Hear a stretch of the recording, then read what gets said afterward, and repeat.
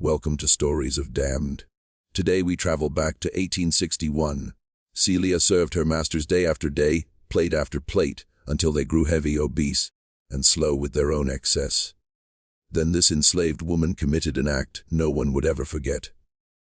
This story isn't easy. Pause for a moment, listen carefully. Before we continue, subscribe to our channel and drop a comment, letting us know which city and country you're listening from. Your voice ensures these stories live on rather than fade away. Let's begin.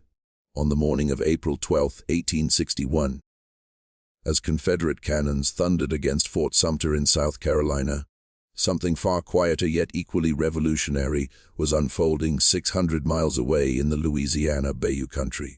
A woman without the legal right to read or write was about to execute one of the most daring escapes in American slavery's dark history. Her name was Celia, aged 31. After 17 years of preparing meals for a family that had stripped everything from her, she was ready to reclaim it all. This is the story plantation owners desperately tried to erase. This is how one woman employed patience, intelligence, and a cast-iron skillet to defeat an entire system designed to break her. And this is the story of a solitary plate left on a breakfast table. An image that would haunt that family until their final breaths. To understand what unfolded that April morning, we must journey back. We must travel to Magnolia Grove, to a kitchen heavy with wood smoke and suffering, and to a young girl who arrived owning nothing except recipes her mother had whispered on the auction block. Magnolia Grove Plantation sat 12 miles northwest of Baton Rouge, Louisiana, in what would become East Feliciana Parish. The property sprawled across 400 acres of rich bottomland along Thompson Creek, which fed into the Mississippi River. When our story begins in 1844, 47 enslaved people lived on the plantation, producing nearly 900 bales of cotton annually, each bale weighing roughly 400 pounds. The land had belonged to the Beaumont family for 3 generations, passed down from a French-Canadian fur trader who'd received the original Spanish land grant in 1779. The main house stood as a Greek Revival mansion with 14 rooms, 6 white columns, and a front porch stretching 60 feet across. Visitors would journey 3 days upriver from New Orleans just to see it. But architecture wasn't their draw. Food was. Above all else, the Beaumont family was famous throughout Louisiana for their table. Dinner at Magnolia Grove became an event people discussed for months. 7 courses. Fine china from England. Crystal glasses from France. Dishes so extraordinary that grown men reportedly wept after tasting them. Those visitors never asked, never thought to ask, who actually created those dishes. The answer labored 18 hours, daily in a sweltering kitchen house 50 feet behind the mansion, a separate brick structure built to reduce fire risk. Inside that kitchen, where temperatures regularly exceeded 110 degrees during Louisiana summers, a young woman performed miracles with flour, butter, and whatever ingredients she could coax from the plantation gardens. Her name, according to the Beaumont family ledger dated March 3, 1844, was simply Celia, female, approximately 14 years. Cook. Purchased Charleston 650 bo. That single line represented the only official record of her arrival. It revealed nothing of the auction block, where she'd stood barefoot in South Carolina's spring mud. Nothing of the moment the auctioneer tore her from her mother's arms.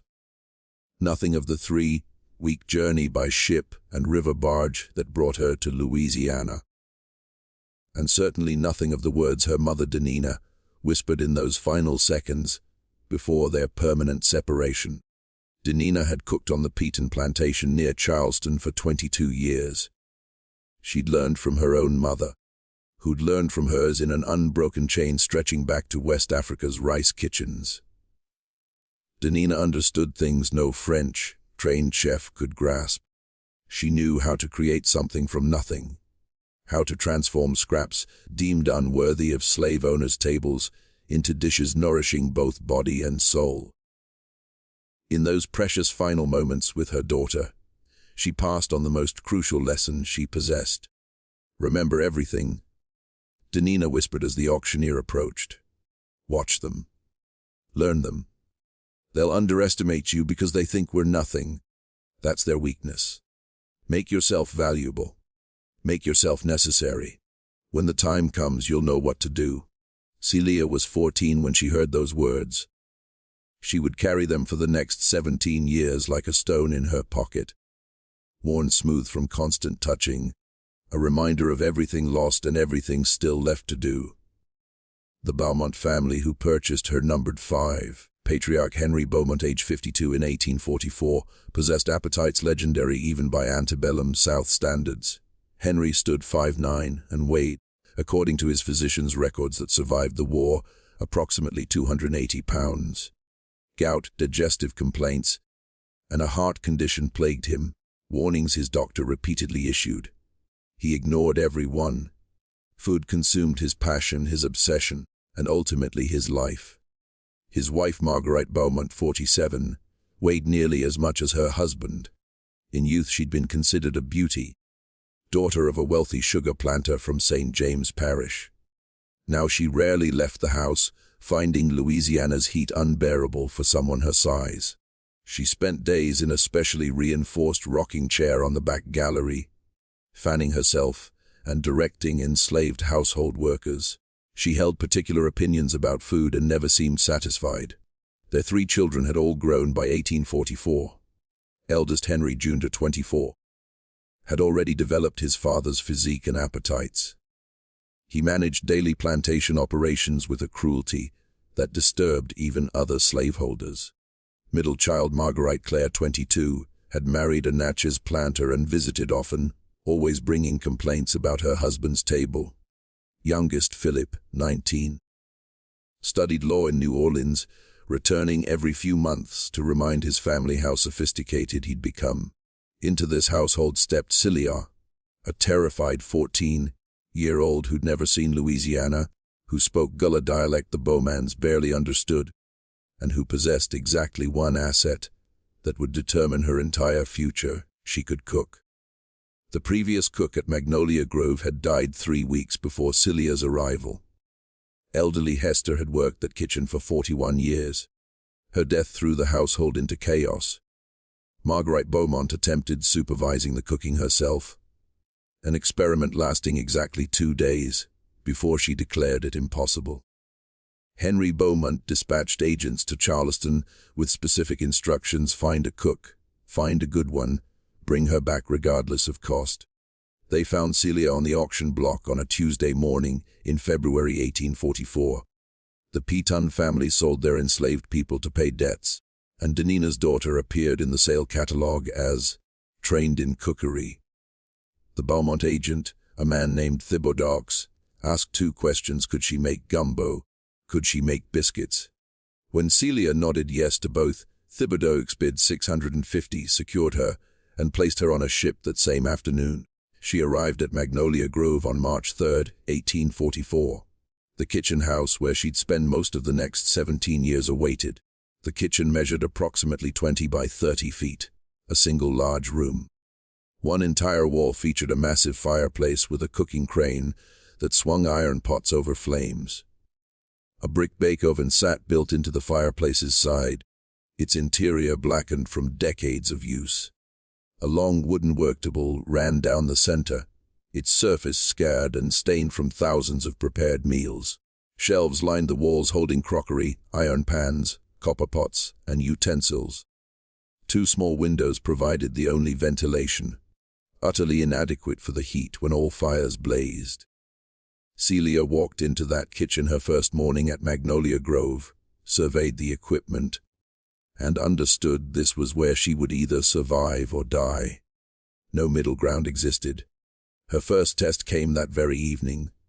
Marguerite Beaumont sent word guests for dinner, a Baton Rouge judge and his wife. Celia had 4 hours to prepare a meal worthy of the Beaumont reputation. She'd never cooked in this kitchen. She didn't know where anything was stored. She didn't know the fireplace's peculiarities, which spots burned hot or cool. She didn't know what ingredients waited in the smokehouse, dairy, or garden. and she didn't know what the Beaumonts considered acceptable. What she did know was everything her mother taught her. Fear served no purpose and must be pushed aside. Her hands remembered what her mind might forget. The most important ingredient in any dish wasn't butter or salt or spice. It was attention. Complete, unwavering attention to every detail. That evening, Celia served roasted chicken with sauce from pan drippings, butter, and herbs she'd found growing wild behind the kitchen. She served rice in the Carolina style, each grain separate and perfect. She served biscuits rising so high and light that Marguerite Beaumont later claimed they looked like clouds that had wandered into the bread basket by mistake, and she served a simple molasses and pecan cake that the judge's wife requested the recipe for 3 times before evening ended. She was 14 years old, terrified, and she just saved her own life. Word spread quickly through the household, then through the parish. The Beaumonts had found a cook. Not just any cook, someone special.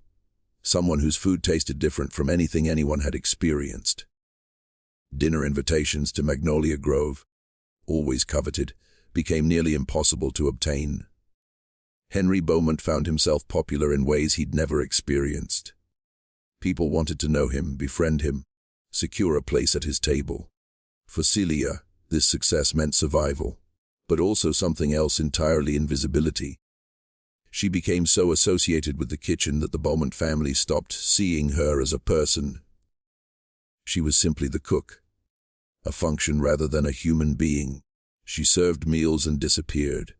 She worked 18-hour days and slept on a pallet in the kitchen corner. She had no days off, no holidays, no rest. She existed only to produce food. And that invisibility, that erasure of her humanity, would become the very thing allowing her to plan their downfall. The years passed in rhythms of seasons and meals. Spring brought fresh garden vegetables, tender lettuces, young onions, first asparagus. Summer meant crushing kitchen heat during canning season, when Celia preserved hundreds of fruit and vegetable jars for winter. Fall was butchering time, when hogs were slaughtered, and she worked days processing meat into hams, bacon, and sausages. Winter offered brief respite from worst heat, though kitchen fires still blazed from before dawn until long after dark. Through it all, Celia watched. She watched the family while serving them. She watched their habits, weaknesses, petty cruelties, small vanities. She watched Henry Beaumont count money in his study, fingers moving across bills with the same loving attention. She gave biscuit dough. She watched where he kept his safe key, how he opened it, what combination he used. She watched Marguerite Beaumont's laudanum addiction, how she grew drowsy and confused each evening after medicine. She watched Henry Jr.'s gambling debts pile up, his increasingly desperate attempts hiding losses from his father. She watched everything. And she remembered everything, exactly as her mother had instructed. By 1850, Celia had spent 6 years at Magnolia Grove. She was 20 years old, and she'd become the most valuable enslaved person on the entire plantation. Her value, according to Beaumont insurance documents from that year, was listed at $2,000, more than triple what they'd paid. The same document noted she possessed excellent health and temperament, skilled in all forms of cookery, and essential to household operation. Essential. That word would come to mean everything. In summer 1853, something happened that would forever alter Celia's life. She gave birth to a son. The father, Thomas, worked as blacksmith on a neighboring plantation. They'd met when Thomas was hired to repair equipment at Magnolia Grove, and over 3 years, they'd fallen in love the only way enslaved people could. In stolen moments, whispered conversations, constant fear that any day one might be sold away forever. When Celia discovered pregnancy, she told no one. She continued kitchen work until the last moment, hiding her condition beneath the loose dresses cooking women wore. The Beaumont family never noticed. They never looked closely enough to notice anything. She gave birth in the kitchen house on a sweltering August night, attended only by elderly Aunt Josephine, who'd delivered most enslaved children on the plantation for 30 years. The baby was a boy, healthy and strong, with his father's broad forehead and his mother's watchful eyes. Celia named him Samuel after a biblical man dedicated to God's service before birth. She didn't know if God watched over the enslaved, but she knew she would dedicate her life to her son's survival. Whatever it took, whatever she had to do. The Beaumont family learned of Samuel's existence a week after birth. Marguerite Beaumont's only comment, recorded in her diary, "The cook has had a child. I hope this will not affect her work." It did not. Celia returned to the stove 3 days after giving birth. Samuel sleeping in a basket near the fire, where she could watch while working. For the next 8 years, Celia raised her son in that kitchen. He learned to walk on worn wooden floors. He learned to talk sitting on a stool watching his mother cook. He learned to read and write in secret, taught by Celia during brief hours when the family slept, using a spelling book smuggled by a free black man who delivered plantation goods. Teaching Samuel to read was the most dangerous thing Celia had ever done. Louisiana law, specifically Act 26 of 1830, made teaching any enslaved person to read or write a crime, punishable by up to 12 months imprisonment. If discovered, both Celia and whoever gave her the book could face severe punishment. But Celia had decided something during those long nights nursing her infant son. Samuel would not grow up in ignorance. He would have knowledge. He would have skills. When opportunity came, he would have a chance at freedom. By 1861, Samuel was 8 years old. Smart, quick, curious about everything. He read at levels that would impress most white children his age. He did arithmetic, wrote clearly, and memorized long Bible passages Celia taught him.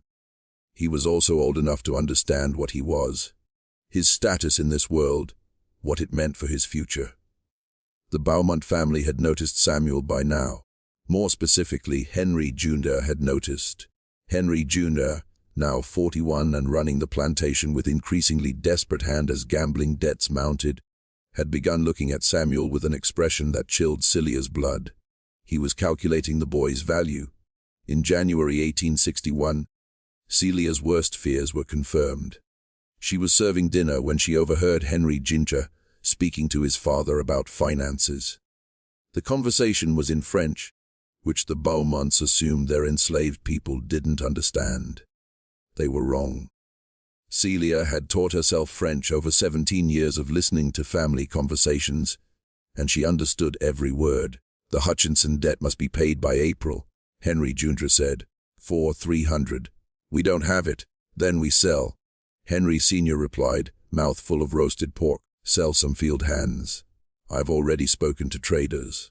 The market's depressed." "We'd get nothing. Then what do you suggest?" Henry Jr. paused, and Celia felt his eyes move toward the kitchen door, where Samuel often sat evenings waiting for his mother. "The cook's boy," he said. "I've had inquiries. Bright child, strong. Hutchinson Plantation in Mississippi seeks young stock. They'd pay well. The Hutchinson Plantation." Celia knew that name. Everyone knew it. Located in Mississippi Delta near Sunflower County, the mortality rate there was catastrophic. Brutal work, inhuman conditions. They called it the Inferno. Sending a child there meant a death sentence. "He's worth more here," Henry Sr. said dismissively. "His mother cooks better when he's around. She'd be useless if we sold him. She'd adjust. They always do." Celia stood frozen in the doorway, serving dish growing cold in her hands. She heard Henry Sr. grunt, consideration. She heard Henry Jr. press his case, debts, interest, urgency. Then she heard the words that would set everything in motion. "Fine," Henry Sr. said, "but not until April. Let her prepare the spring entertaining season first. After Easter, you can do what you want with the boy." April. Celia had until April. 3 months to do the impossible. 3 months to plan escape. 3 months to save her son's life. That night, after family slept, Celia sat in the kitchen house with her sleeping son and made a decision. She would not run blindly into swamps hoping for best. She would not trust luck, God, or strangers' kindness. She would plan. She would prepare. She would use every single thing she'd learned in 17 years watching this family to destroy them. First, she needed information the roads north, safe houses, trustworthy people.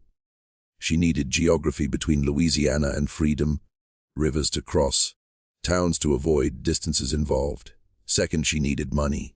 Escape wasn't free. Bribes, transportation, supplies. Without money, even carefully planned escape would fail. Third, she needed time to prepare without suspicion. Time to position everything. Time to wait for perfect moment. She had exactly 3 months to acquire all three. Next morning, Celia began to cook. She cooked with more skill and attention than ever before. She prepared meals making Henry Beaumont moan with pleasure. She created desserts Marguerite Beaumont declared finest ever tasted. She established herself in those critical weeks as absolutely indispensable. But in hours between midnight and dawn, while the family slept off massive meals, Celia was doing something else entirely. Building a network. It started with Ezekiel, who drove the supply wagon every 2 weeks from Baton Rouge.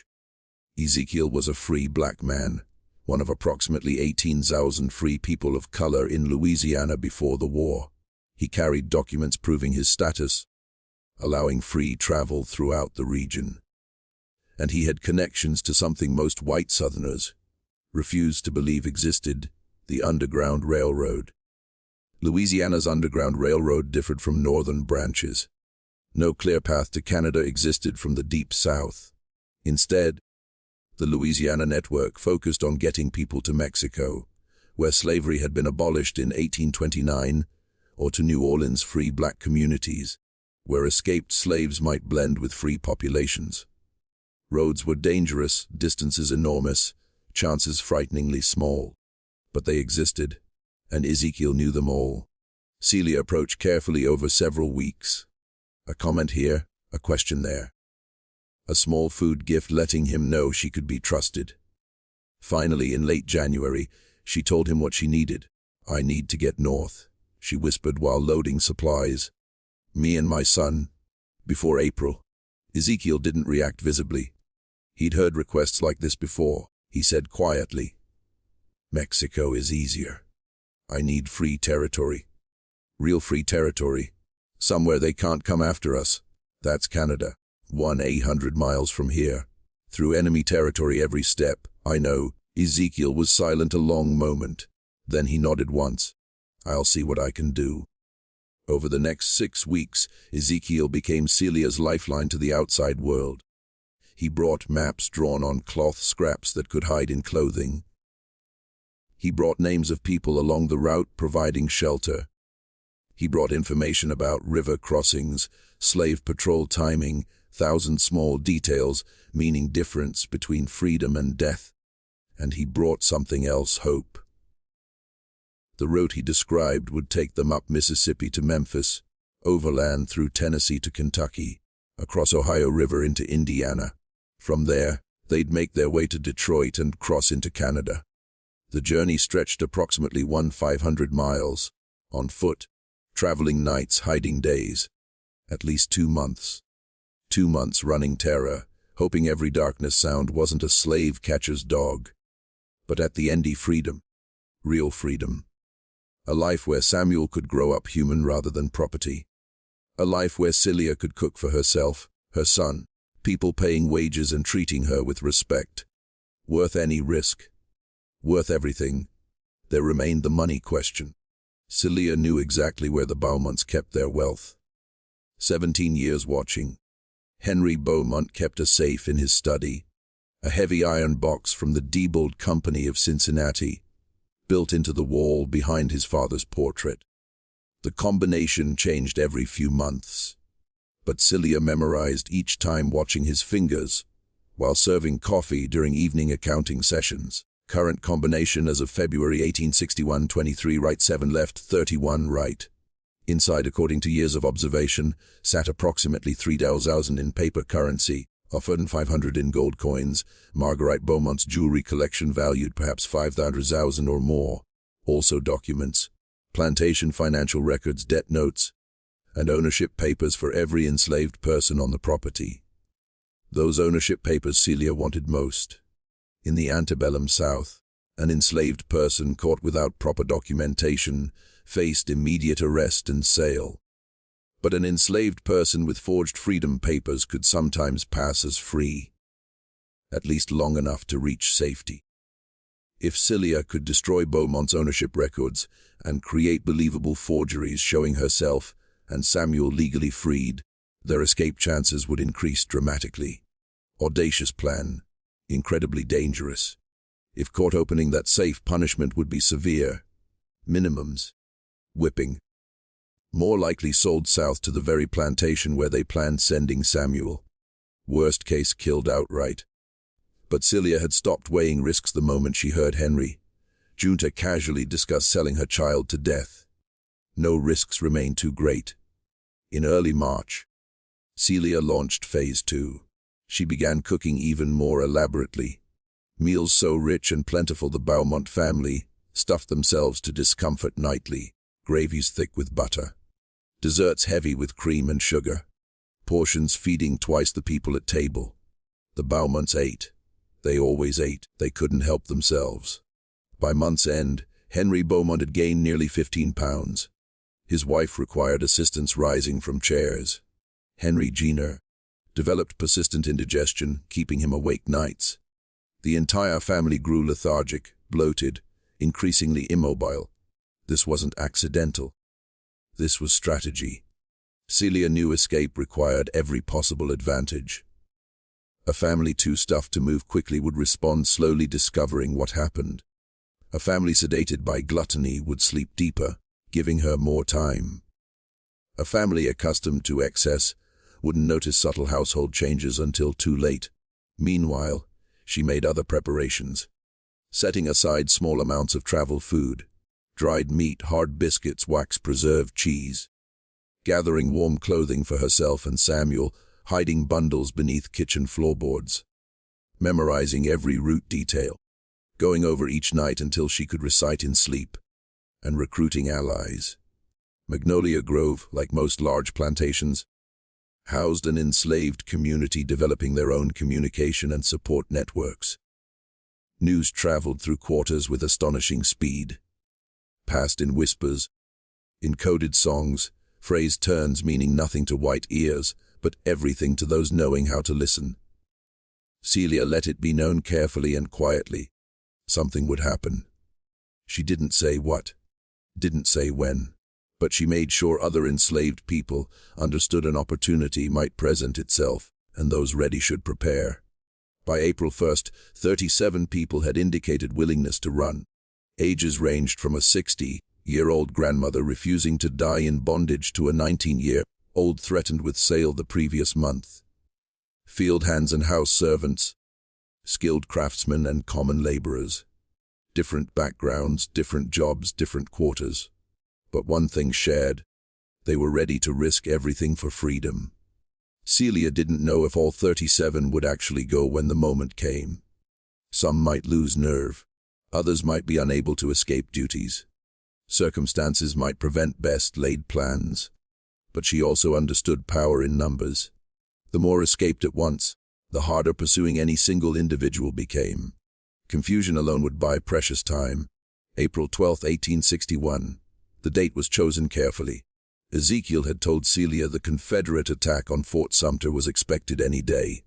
The entire South held its breath, waiting for inevitable war. When it began, chaos would follow. Telegraph lines overwhelmed with military communications. Newspapers focused only on war. Slave patrols distracted by matters considered more important than runaway property. Perfect moment to disappear. On April 12th morning, Celia woke before dawn as always, built kitchen hearth fire as always, began preparing breakfast as always. Nothing in her behavior suggested this day would differ from thousands before. But everything was different.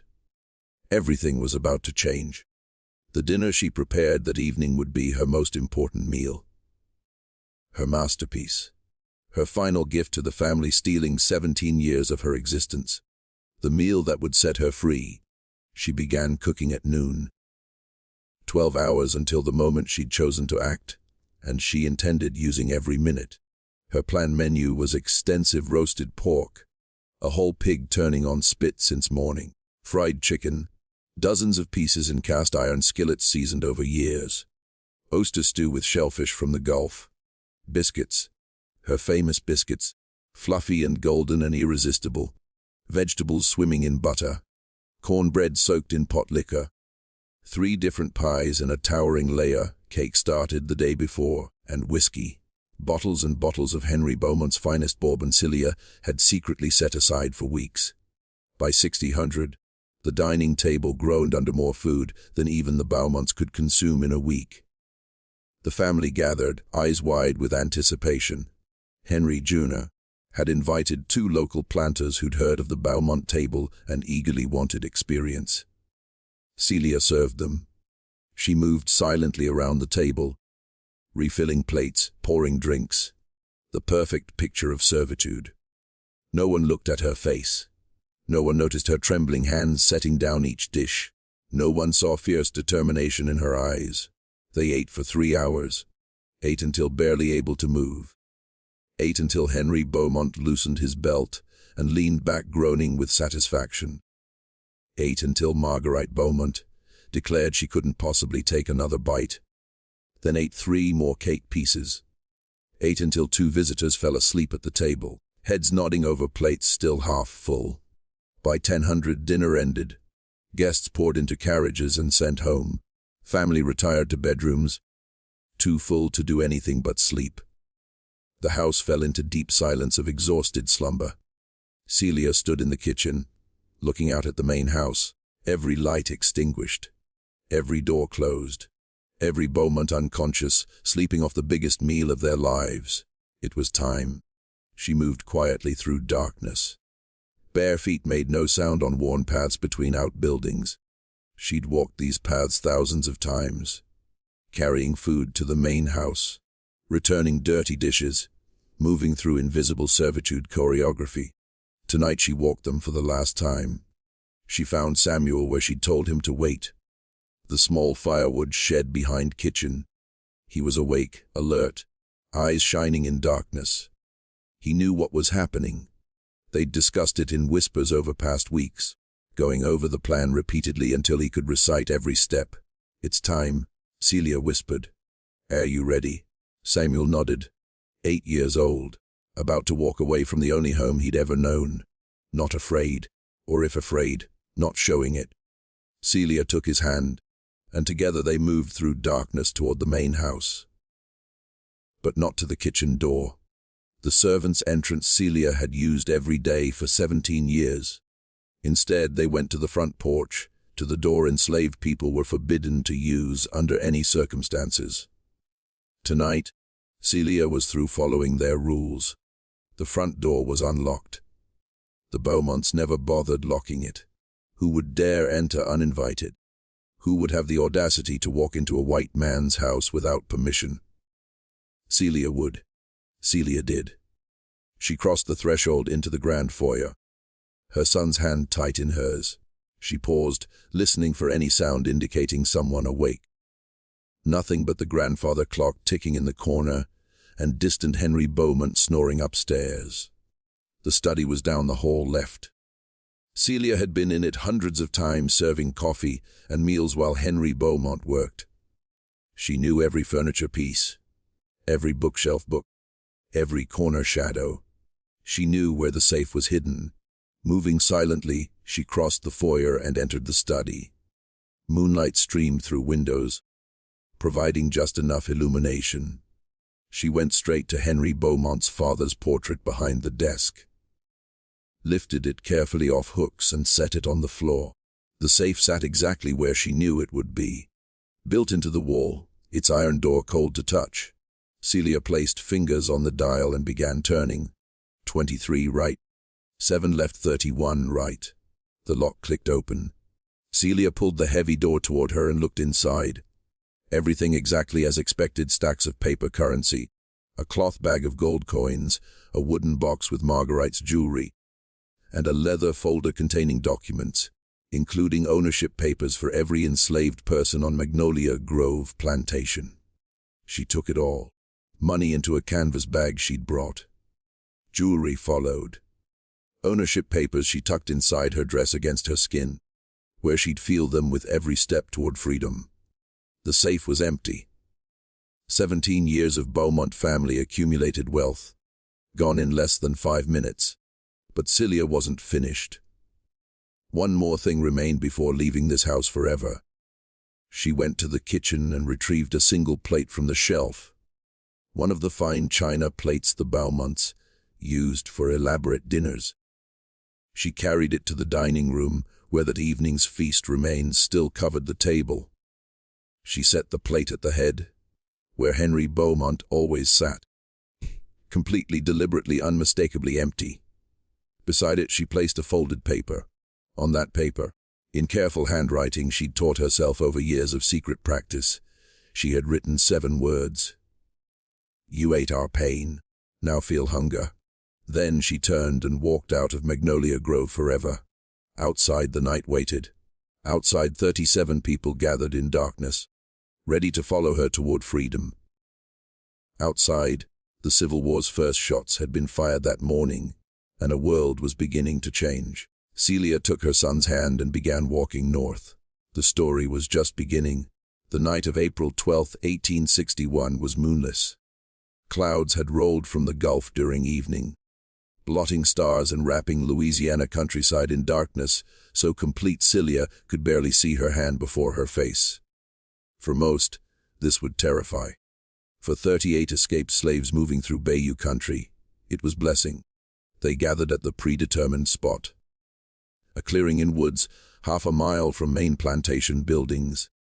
Celia had chosen this location weeks earlier, during one of her rare excursions gathering wild herbs.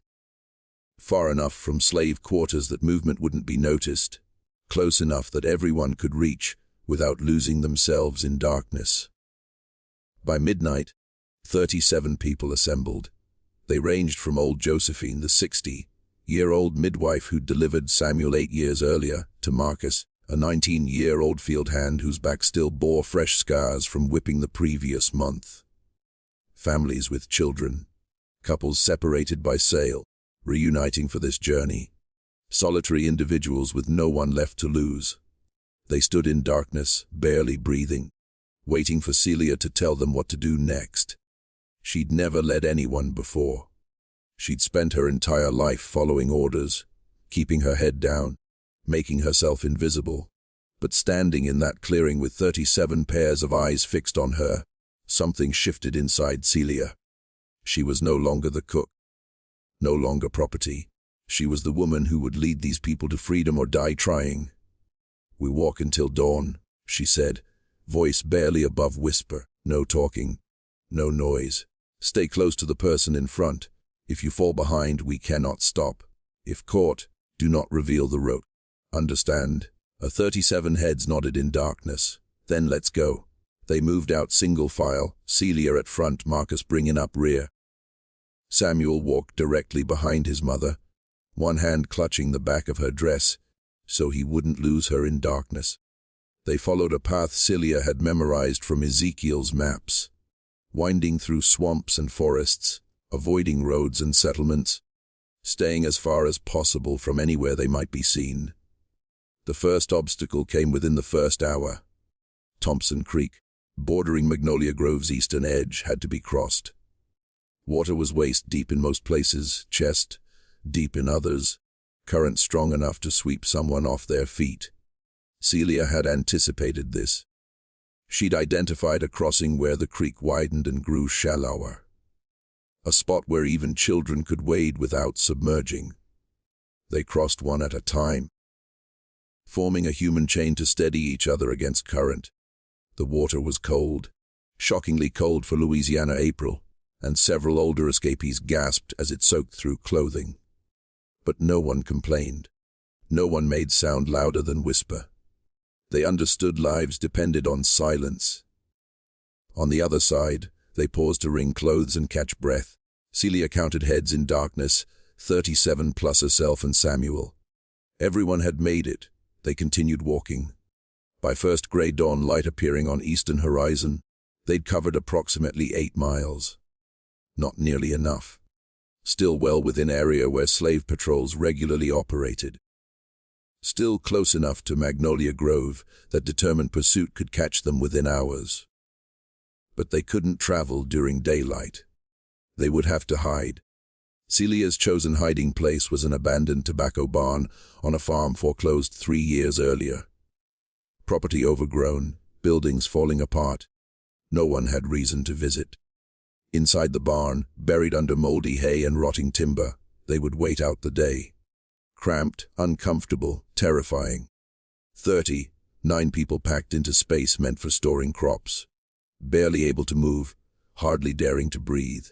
Children told to sleep if they could.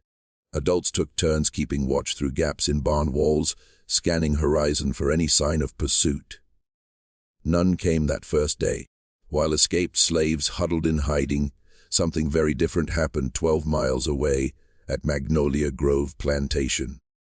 Henry Beaumont woke approximately 1900, late for him. His head ached from whiskey the night before, stomach churned from enormous meal aftereffects. He lay in bed several minutes, waiting for nausea to pass, finally summoning strength to sit up.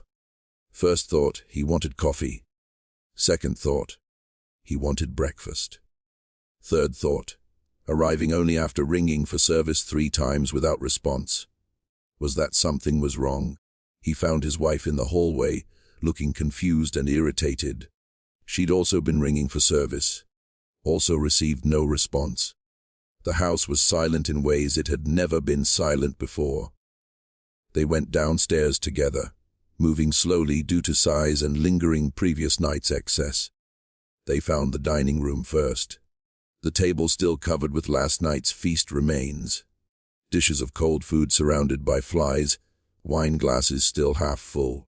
At the head, in Henry's customary place, sat a single empty plate and a folded paper. Marguerite Beaumont would later tell people her husband's face turned ash, color reading those 7 words.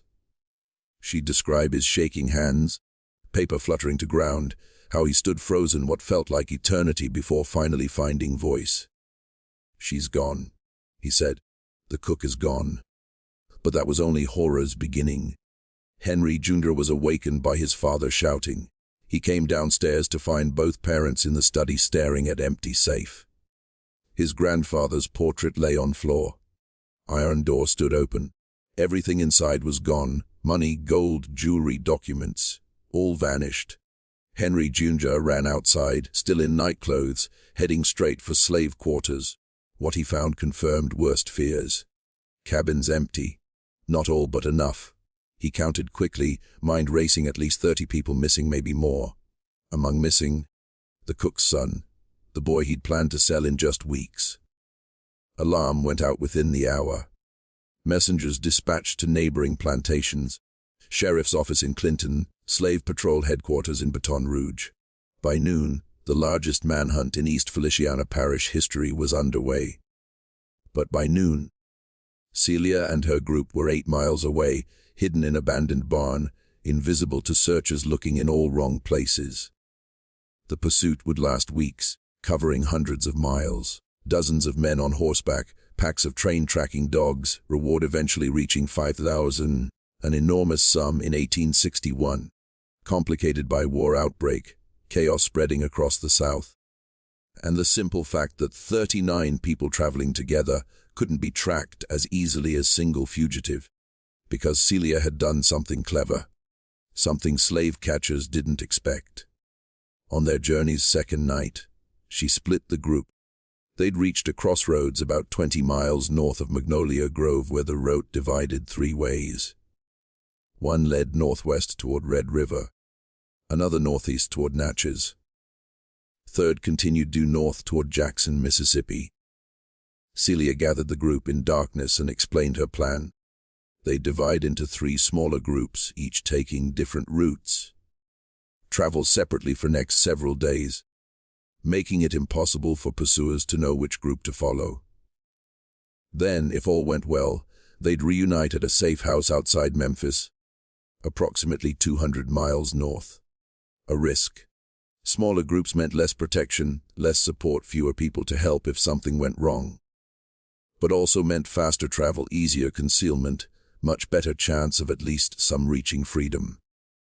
Old Josephine would lead one group of 12, taking western route toward Red River. Marcus would lead another group of 13, heading northeast toward Natchez. Celia would take remaining 12, including Samuel, straight north toward Jackson. They said goodbyes in whispers, knowing some might never see each other again. Then they separated into darkness, each group heading toward different horizons. When slave catchers finally picked up the trail 2 days later, they confronted an impossible puzzle. 3 sets of tracks leading 3 directions. 3 groups of escaped slaves, each getting farther every passing hour. Limited resources couldn't possibly cover all 3 routes simultaneously. They chose to focus on northern route, reasoning Celia as ringleader would head directly for free states. Logical assumption. Also exactly what Celia had expected them to assume. What she hadn't told anyone, not even Marcus or old Josephine, was that she had no intention of going directly to Memphis. Instead, she took her group on a longer, more circuitous route swinging west before turning north, following bayous and backwaters where horses and dogs couldn't easily travel. Add at least a week to their journey, but make them almost impossible to find. The following days blurred into endless sequence of walking, hiding, walking again. Travel only at night, navigating by stars when sky clear, sheer memory when clouded. Sleep during day in whatever shelter found. Abandoned buildings, dense thickets. Occasional friendly barn whose owner asked no questions and expected no answers. Food constant concern. Celia brought provisions for perhaps 3 days, knowing anything more impossible to carry. After that, they survived on whatever found: berries, nuts, occasional vegetables stolen from farm field dead of night. Twice they traded Marguerite Beaumont's jewelry for supplies, exchanging diamonds and gold for cornmeal and dried meat. Children suffered most. 4 in Celia's group, including Samuel. Grueling pace tested their limits. They walked until feet bled, went hungry when food insufficient, learned to sleep standing, leaning against trees or parents during brief rest stops. But they never complained, not once. Even youngest, a 5-year-old girl named Patience, seemed to understand silence meant survival. She walked when told, hid when told. When she could no longer keep eyes open, she let herself be carried without sound. Samuel, 8 years old, understood exactly what happened and what at stake. He stayed close to Mother, helping where possible, never questioning decisions. At night during rest, he'd sometimes whisper questions: where going, what freedom like, whether they'd ever see others again. Celia answered honestly. She didn't know what freedom would be like, never experienced it, didn't know if they'd see others, could only hope. But she knew with certainty strengthening every mile they traveled that they would make it. They'd come too far to fail now. On journey's 7th night they crossed into Mississippi, the border invisible, unmarked by fence or sign. But Celia knew. Landscape changed subtly: Louisiana swamps, giving way to southwestern Mississippi pine forests. Air smelled different, drier, less heavy with decay scent. Somewhere in her mind's back, a voice whispered they were one step closer. Still, Mississippi wasn't freedom. Mississippi was a slave state, just as hostile to escaped slaves as Louisiana. Danger just as great, capture consequences just as severe. Nearly 300 miles of Mississippi to cross before Tennessee. Then 100 miles Tennessee before Kentucky. Then Ohio River before Indiana. 4 states, 500 miles. Every step people who'd gladly turn them in for reward money, but also people who'd help. Underground railroad in Mississippi was smaller and more secretive than northern states, but existed. Station masters and conductors operated in shadows, risking lives and property, helping escaped slaves reach freedom. A diverse group: free blacks who'd purchased liberty, white abolitionists believing slavery sin, Quakers whose faith demanded treating all people as equals, ordinary individuals simply unable to stand by while human beings treated as property. Celia made contact with first helper on journey's 8th night. His name was Solomon, operating a small farm about 30 miles north of Louisiana border. A free black man, one of few in that Mississippi region, who'd purchased freedom 15 years earlier and spent every day since helping others achieve same. His farm was known along Underground Railroad as Safe Haven, where escaped slaves could rest, eat, gather strength for next leg. Solomon took one look at Celia's exhausted group and ushered them into his barn without asking a single question. He brought food, water, clean bandages for blistered feet, showed where to sleep, hidden in space behind loft invisible, unless you knew exactly where to look, told them they could rest 2 days before continuing north. 2 days seemed like eternity. During those rest days, Celia learned she wasn't alone making this journey. Solomon told her about other groups passing through recent weeks, other escaped slaves fleeing impending war chaos. The slave system, he said, was beginning to crack. Certainty holding it together for generations was eroding, replaced by fear and uncertainty. More and more enslaved people were seizing this moment of weakness to make escape. He also told her about the war. Fort Sumter had fallen. Confederate states mobilizing for conflict. President Lincoln calling volunteers to put down rebellion. The entire country lurching toward war that would eventually claim over 600,000 lives. More importantly for Celia, the war created opportunities. Military movements disrupting normal life patterns across South. Slave patrols disbanding as men left for Confederate Army.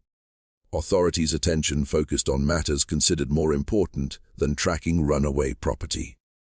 Next few months your best chance, Solomon told her. After that, who knows? War could last years.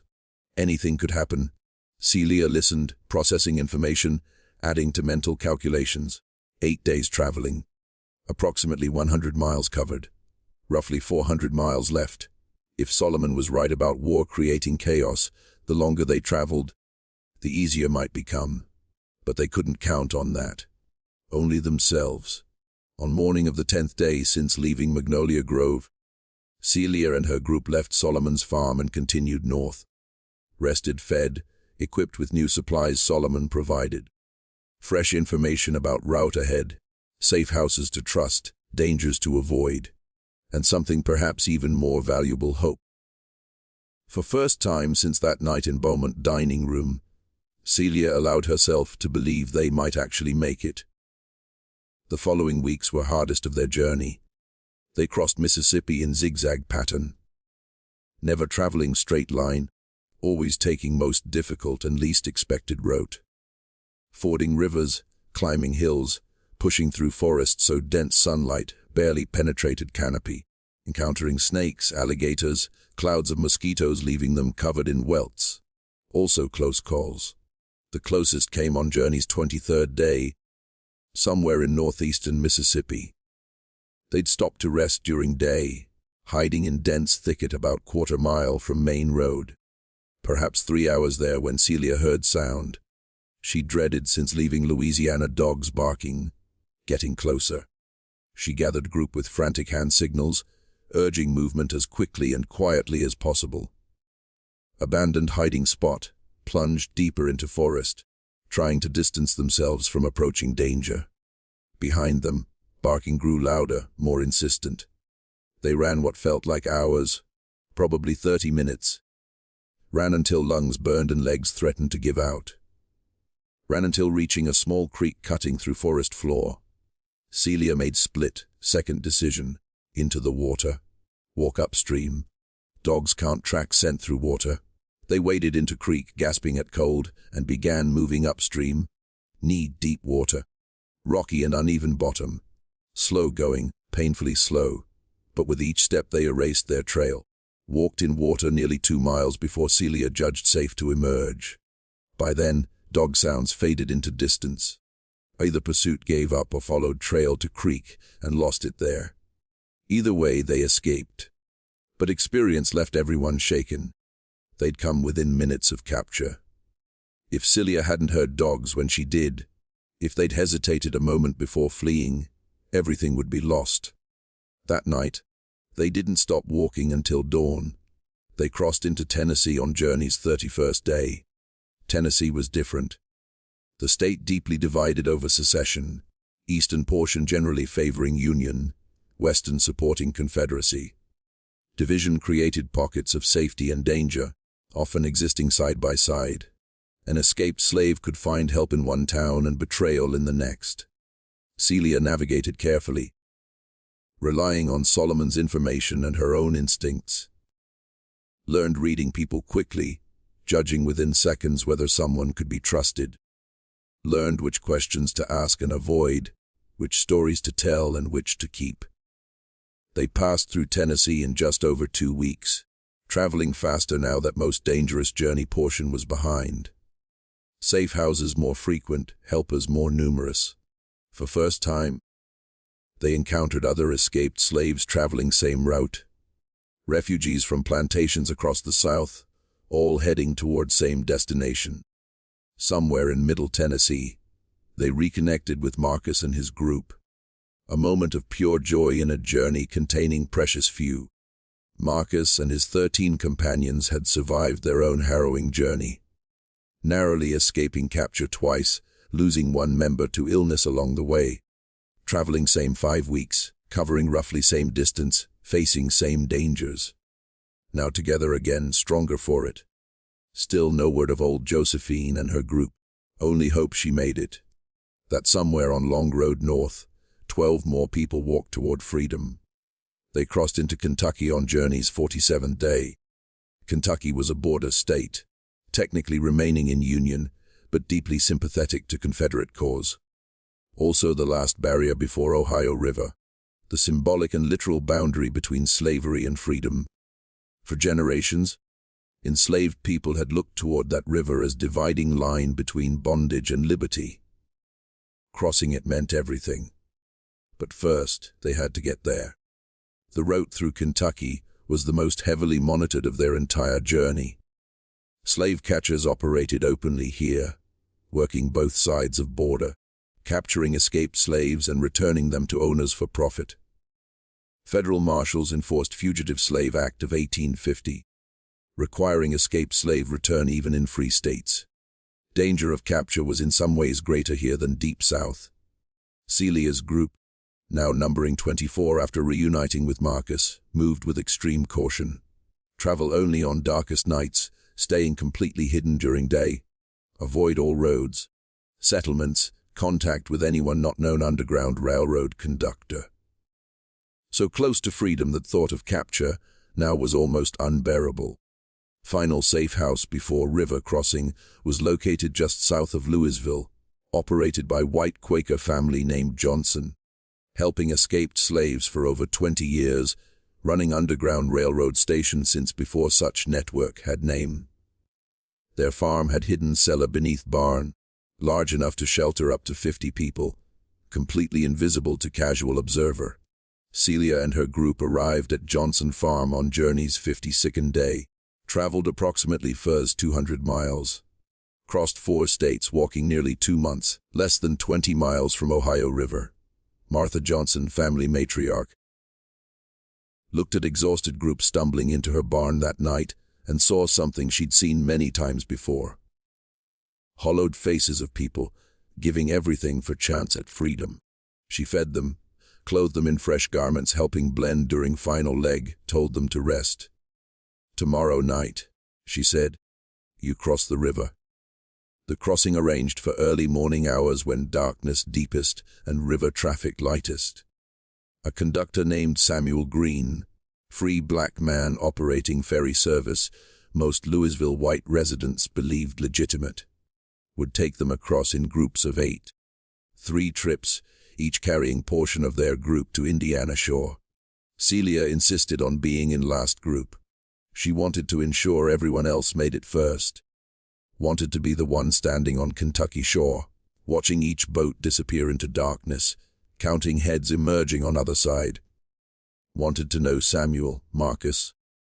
Every single person trusting her to lead them to freedom actually made it.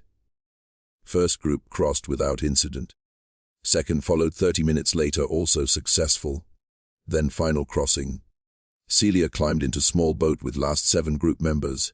Samuel beside her, hand clutching hers as on that first night, walking out of Magnolia Grove. The conductor pushed offshore, and they began gliding across dark water.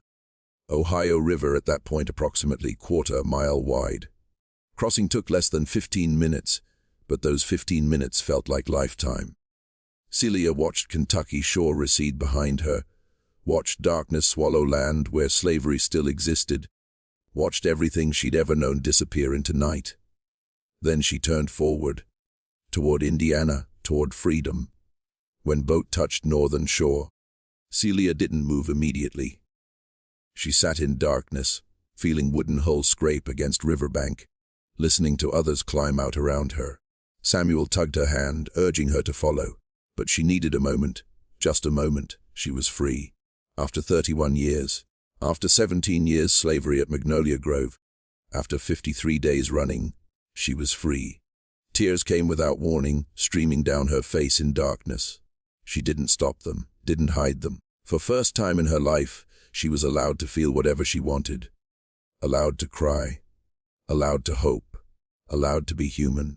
Samuel climbed back into boat and wrapped arms around her. 8 years old, he understood in that way children do that this moment meant everything. "We made it, Mama," he whispered. "We made it." Yes, they had. But journey wasn't over yet.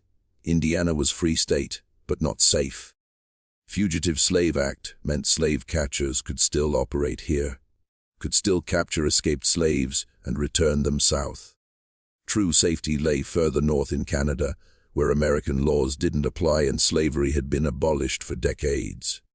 From Indiana shore, Celia's group continued north, through Indianapolis, through Fort Wayne, through safe house networks stretching across Indiana and into Michigan. They moved faster now, able to travel during day in areas where slavery illegal and public sympathy on their side. Help from abolitionists, free black communities, ordinary citizens believing no human being should be property. They reached Detroit on Journey's 71st day. Detroit in 1861 was Underground Railroad's final stop, gateway to Canada and permanent freedom. The city had thriving free black community. Many former slaves who'd made same journey in years past. They welcomed Celia's group with open arms, shelter, food, assistance with final border crossing. Canadian shore was visible from Detroit, just across Detroit River. Looked so close, so reachable that Celia could hardly believe there was still a border to cross. But there was, and crossing required one final boat ride, one final leap of faith. They crossed on a Tuesday morning in late June 1861. The boat was larger than the one carrying them across Ohio River, a proper ferry making regular trips between Detroit and Windsor, Ontario.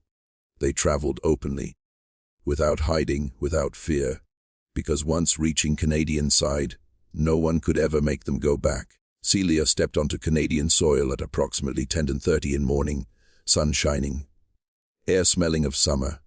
For first time in her life, she stood in a place where slavery didn't exist. She was free, truly, completely, permanently free. The group that started as 39 had been reduced to 24 by Canada. One lost to illness in Mississippi. Old Josephine's group of 12 never arrived at Memphis Rendezvous. Never heard from again. The others made it, against all odds, against every obstacle slavery and geography could throw. And Celia had led them.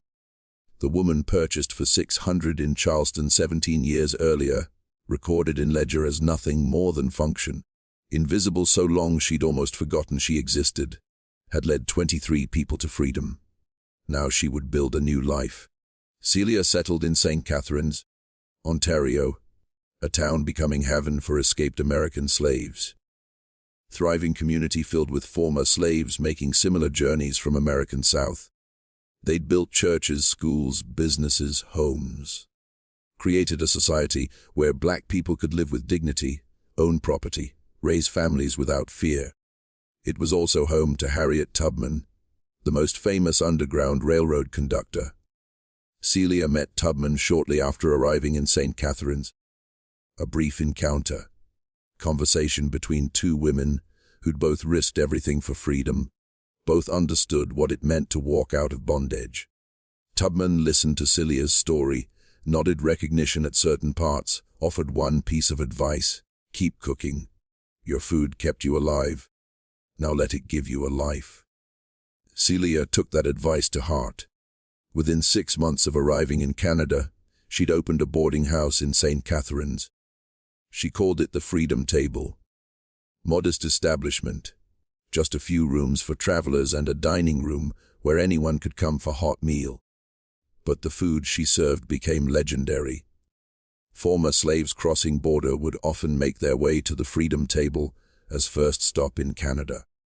They'd sit at Celia's table, eat her cooking, hear her story, understand that freedom was possible, survival possible, a new life waiting if they had courage to reach for it. Samuel grew up in St. Catharines, attending school with other children whose parents escaped slavery, learned to read properly, write fluently, do mathematics unthinkable for an enslaved child in Louisiana. Eventually attended college in Toronto, one of first-generation black Canadians receiving higher education. Became teacher, then principal, then education rights advocate. Died in 1921 at age 68, respected community member, surrounded by grandchildren who'd never know what slavery felt like. Celia lived long enough to see Civil War end, slavery abolished, Reconstruction begin. Long enough to see 13th Amendment ratified, making freedom permanent for 4 million people who'd been property months before. Long enough to know the world she'd escaped was gone forever. She died in 1892 at age 62. Her St. Catharines newspaper obituary described a beloved community member, known for extraordinary cooking and even more extraordinary courage. Mentioned her boarding house, charitable work, role helping newly arrived refugees from American South. Didn't mention Beaumont family, the empty safe, or the plate left on dining room table. But those who knew her story remembered. The Beaumont family, meanwhile, met very different fate. Loss of enslaved labor combined with loss of savings devastated Magnolia Grove Plantation. Henry Beaumont attempted recovery by hiring workers, but cotton farming economics without slave labor proved impossible. Within a year, deeply in debt. Within 2, lost plantation to creditors. Henry June, whose gambling debt started the cascade leading to Celia's escape, fled to Texas avoiding creditors. Never heard from again. Marguerite Claire returned to husband's family in Natchez, living out days in reduced circumstances, always complaining about food quality. Philip abandoned law studies, joined Confederate Army, died at Shiloh in April 1862. Henry Beaumont Sr. suffered massive heart attack in October 1863. Eating dinner when it happened. Sitting alone in rented Baton Rouge room, far cry from Magnolia Grove's grand dining room. 61 years old. Death certificate weight approximately 300 pounds. Cause of death recorded as heart failure. Marguerite Beaumont survived husband by 3 years, dying in 1866 in New Orleans Charity Hospital. Final years dependent on strangers' kindness. Woman who'd once commanded dozens of servants, reduced to accepting whatever help found. Her final words, according to attending nurse, were about food. She was hungry, she said. So terribly hungry. The great Magnolia Grove Plantation house burned during Union occupation of Louisiana in 1863. Whether set deliberately by Union soldiers, former slaves returning to destroy oppression symbol, or accident, never determined. By time flames died, nothing remained but brick chimneys standing like monuments in ashes. The land itself eventually became small farming community after war. Descendants of enslaved people from surrounding plantations settled there. Working soil ancestors worked in bondage. Built homes, raised families, created community enduring generations. None remembered Beaumont family except his cautionary tale about cruelty's price. but they remembered Celia. Her story passed down through generations, told and retold around kitchen tables and church gatherings. Became legend, then myth, then something larger. Symbol of resistance, hope, ordinary people's power to change circumstances through courage and intelligence. The empty plate she left on Beaumont dining table became her legacy's most powerful image. Represented everything slavery took and everything enslaved took back. Statement of defiance, pride, humanity that couldn't be bought, sold, or beaten into submission. "You ate our pain for 17 years, she'd written. Now feel hunger." Those words echoed through history, through Civil War and Reconstruction and Jim Crow and Civil Rights Movement and every struggle for justice following. Quoted by abolitionists, activists, anyone understanding true freedom meant more than escaping chains. Meant claiming humanity, refusing invisibility. Standing up, finally saying, "I am here. I matter. I will not be silent anymore." Celia never intended becoming symbol. She just wanted to save her son. Just wanted to be free. She was a cook who couldn't read until teaching herself. A mother unable to protect child through legal means. A woman told her entire life she was nothing. She proved them wrong. The night she walked out of Magnolia Grove Plantation, she carried nothing but her son, a bag of stolen money, and 17 years of watching and waiting and planning. Left behind a world trying to destroy her, walked toward a future no one promised. She made that future herself, one step at a time, through swamps and forests and rivers and darkness, until she finally stood in light. This was her story. This was her victory. This was her gift to everyone coming after knowledge that no matter hopeless things seem, no matter powerful forces arrayed against you, it is always possible to fight back. Always possible to survive. Always possible to win. You just have to be willing to take the first step, and then the next, and then the next, until finally, against all odds, you find freedom.